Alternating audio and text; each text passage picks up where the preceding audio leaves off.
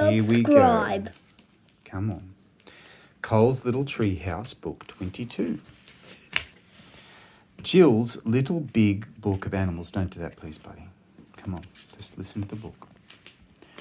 Hi, I'm Andy. I live in a treehouse with my friend Terry and we make books together. I write the words and he draws the pictures. Oops, missed a page. Where is it? Here it is. Hi, I'm Terry. I live in a treehouse with my friend Andy and we make books together. I draw the pictures and he writes the words.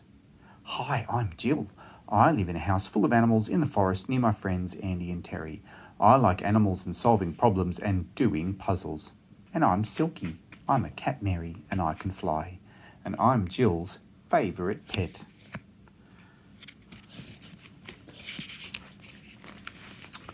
If you're like most of our readers, you're probably wondering why I live in a house full of animals. Well, it's because I love animals. They are amazing. But don't just take my word for it. Read this book about how amazing animals are and you'll see for yourself. Loop the Looper. Look at this beautiful butterfly, for instance. It's a brush-footed, gossamer-winged Loop the Looper. It's the loopiest insect in the whole animal kingdom, capable of up to 1 million loops per day. Loop, loop, loop, loop. What's that? Wow, just look at that. Loop the Looper loop.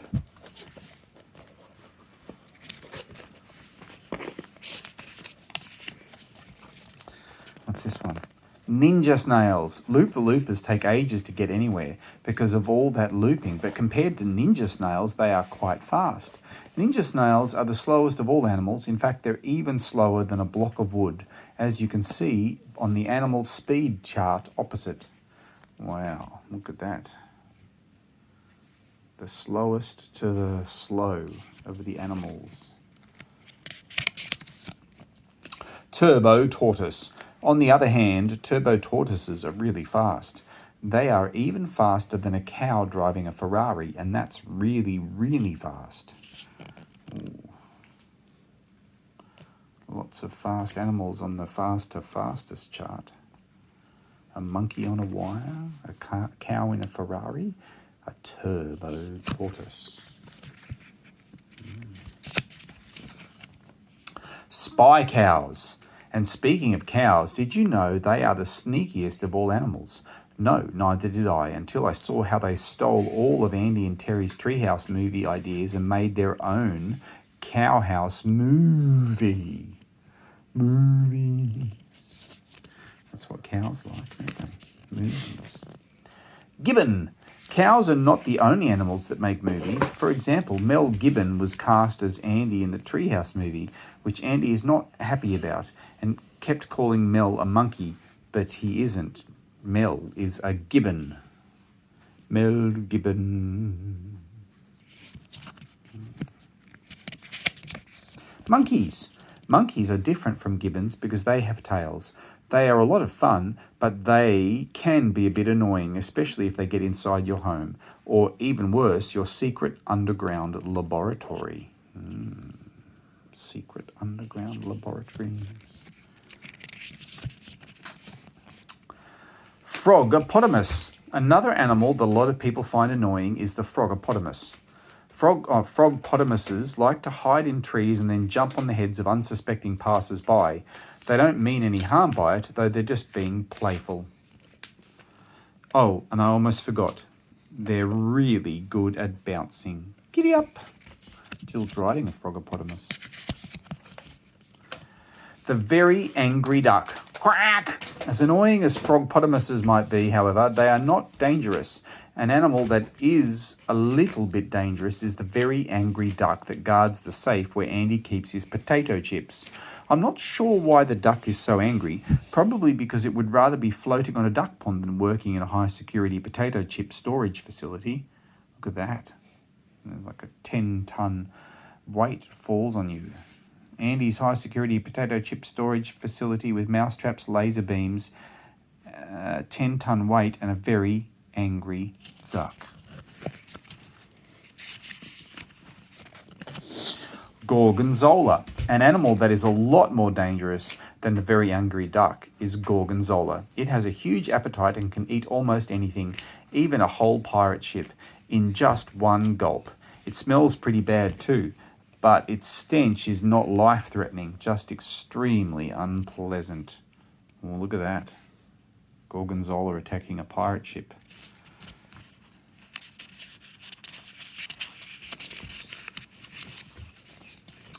The really hungry caterpillar. The only animal that has a bigger appetite than Gorgonzola is this really hungry caterpillar.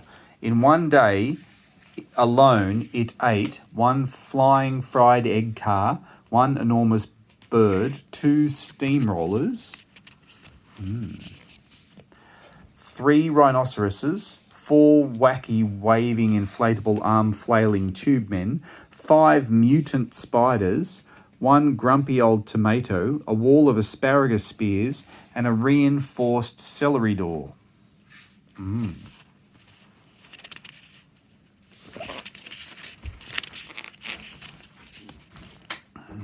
Birthday butterfly.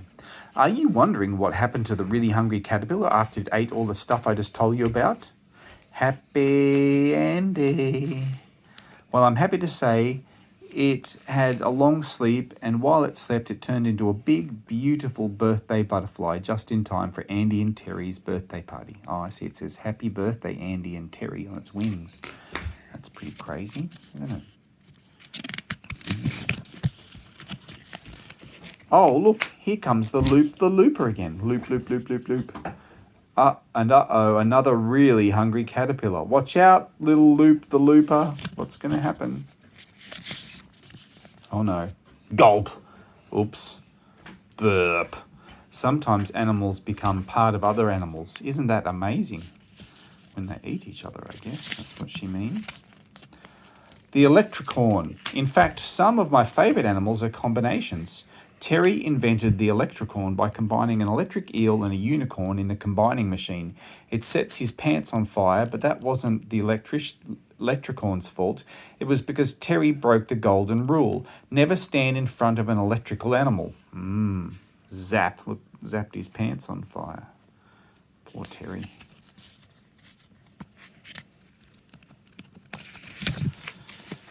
Catnary. Another slightly less zappy animal that Terry invented is my catnary. He did this by painting my cat silky yellow and then launching her from the treehouse.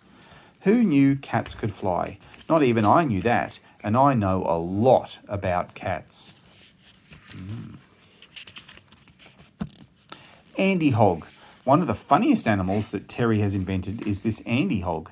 I don't think Andy saw the funny side, though, and he made Terry uninvent him on the spot, which sadly is why Andy hogs are now extinct. Terry, it's not funny. Another extinct animal is the big nososaur. About 65 million years ago, a big nososaur's big nose exploded, and the huge explosion made all the other dinosaurs extinct too. Sad. Who knew that about the big nososaur? Spiders. I love all animals, of course, but my least favourite animals are spiders. That's okay, though, because not even spiders like spiders. Ah! Look, the spiders are scaring each other. Note, the only thing scarier than a spider is a giant spider. Bob like scaring man.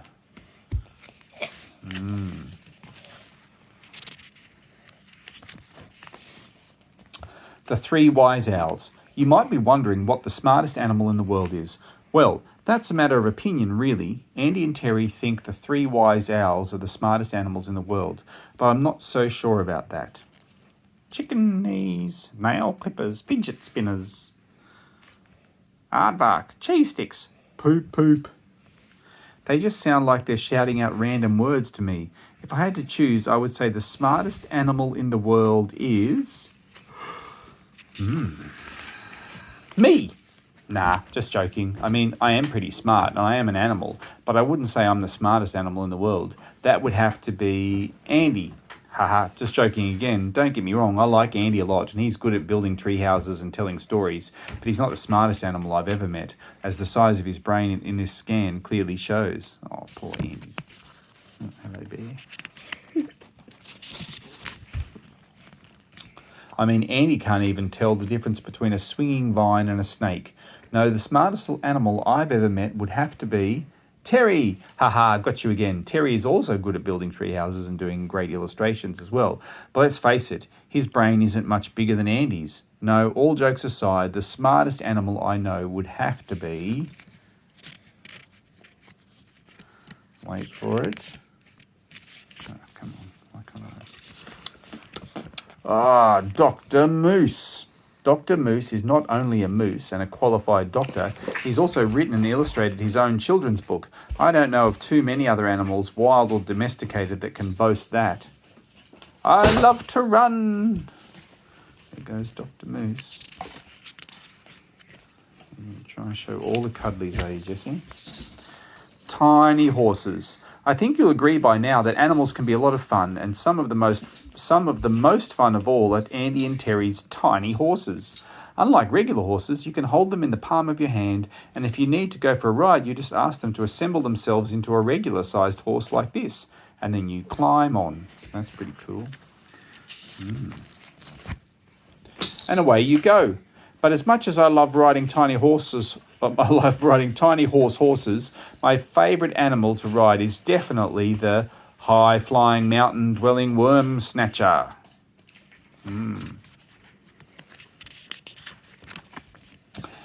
All we have to do is shout, "Rock!" and it will swoop down and take us anywhere we want to go. Well, that just about wraps up my little big book of animals. I hope you enjoyed it, and look, another Loop-the-Looper, and it's just like the one that got eaten by that really hungry caterpillar, and it's arrived just in time to help me fill up the last 2 pages and finish the book. Here we go. That's the last 2 pages. Oh, lots of loop-the-loops. Wow, just look at that. Loop-the-looper loop. The end.